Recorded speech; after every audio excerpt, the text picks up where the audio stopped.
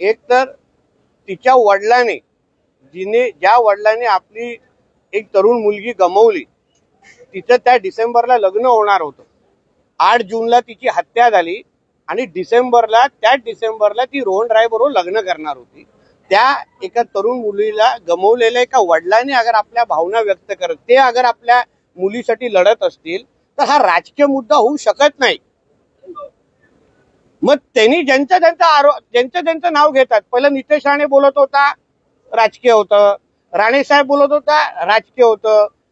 पत्रकार काही भूमिका घेत होते, अर्णब जयसारखे, चला ठीक आहे, त्यांना तो वेगळा काहीतरी टीआरपी वाढवत होते.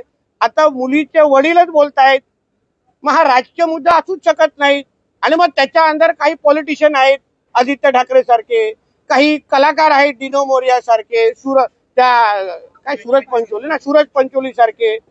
तर मग हे आता वडिलांनी आपल्या मुलीच्या मर्डर संदर्भात केलेले आरोप आहेत. ह्या चौकटीमध्ये तुम्ही त्या विषयाला बघितलं पाहिजे. त्याच्यामध्ये कुठलंही राजकारण, आता त्याच्यामध्ये नितेश राणे आला नाही, कोण आला नाही. आणि वडील कुठे गेलेले आहेत? कोर्टात गेलेले आहेत. सरकारकडे आलेले आहेत का? मुख्यमंत्र्यांकडे तक्रार केली आहे? नाही. ते अधिकृत डॉक्टर बाबासाहेब आंबेडकरांनी तयार केलेल्या संविधानाच्या अनुसार जे प्रत्येक नागरिकाला जो अधिकार दिलाय, त्या अधिकारानुसार ते दाद मागतायत. आता कोर्ट ठरवेल ना. आता कोर्टाला ठरवून दे की बाबा त्यांच्या वडिलांचं म्हणण्याचं कॉग्निजन्स घ्यायचं की नाही, हे 2 तारखेला कोर्ट ठरवेल. दुसरा तुम्ही काय बोलाल? येतो ताई, येतो.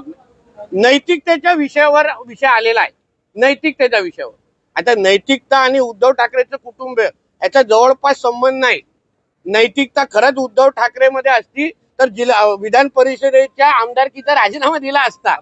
जे त्यांनी राजीनामा देत असताना, मुख्यमंत्री राजीनामा देत असताना त्यांनी सांगितलं की मी माझ्या मुख्यमंत्र्याचा आणि आमदारकीचा राजीनामा देतोय. बेशर्मासारखा येऊन बसता तिथे. तो म्हणजे नैतिक.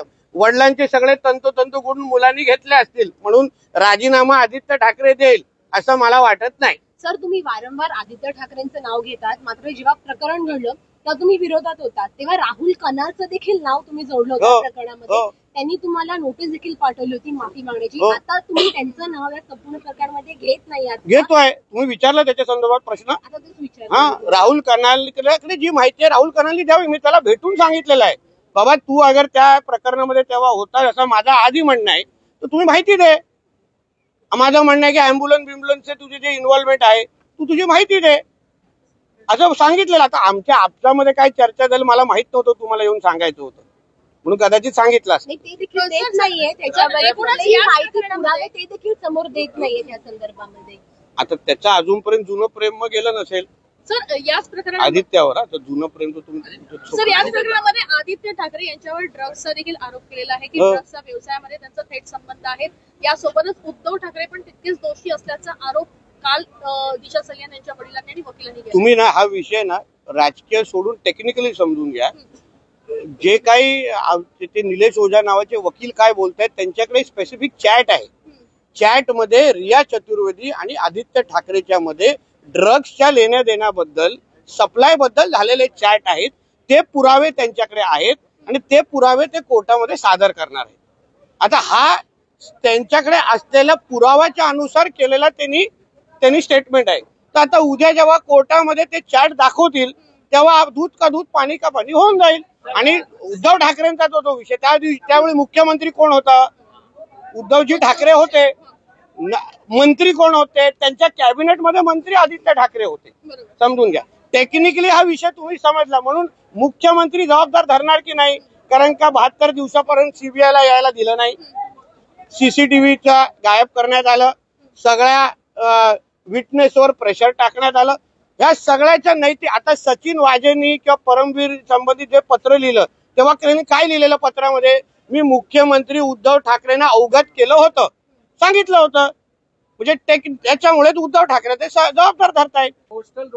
तुळजापूर प्रकरणामध्ये उबाटा कनेक्शन समोर आलेलं आहे. तुळजापूर ड्रग्स प्रकरणामध्ये उद्धव ठाकरे गटाचं एक कनेक्शन समोर आलेलं आहे. त्यामध्ये जे आरोपी आहेत राहुल परमेश्वर आणि सुमित शिंदे यांचे फोटो ओमराजे निंबाळकर यांच्या सोबतचे व्हायरल झालेले. ड्रग कनेक्शन आणि उबाटामध्ये कनेक्शन येत असेल तर तुम्हाला आश्चर्य का वाटतंय मला आताच कळत नाही. जसा नेता तसे कार्यकर्ता, जसा पक्षप्रमुख तसा त्यांचा खासदार.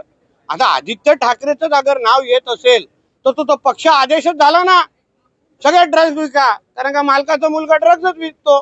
आश्चर्य काय वाटतं तुम्हाला याचे?